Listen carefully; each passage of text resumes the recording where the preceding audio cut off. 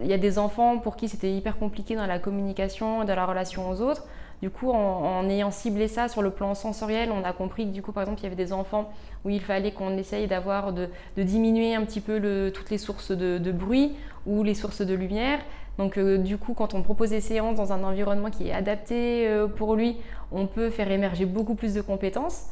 Et en travaillant ça, après on travaille l'habituation en se disant ok, on essaye d'augmenter un peu la lumière, un petit peu les sons. Et ce qui fait que l'enfant est beaucoup plus à l'aise après dans les environnements qu'on dit plus typiques, à l'école, dans la rue. Et ça, c'est des grands changements.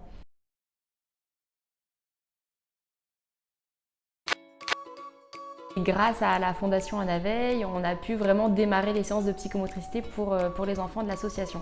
On a pu proposer aux familles qu'on accompagne ici des bilans en psychomotricité et des bilans aussi même spécifiques et des séances. Donc ça veut dire du coup on peut identifier et répertorier les besoins qu'ils ont parce que c'est des enfants qui ont des besoins spécifiques.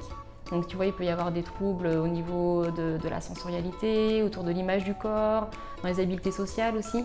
Et du coup, nous, ça nous permet vraiment de voir les besoins, de cibler et de proposer un accompagnement adapté.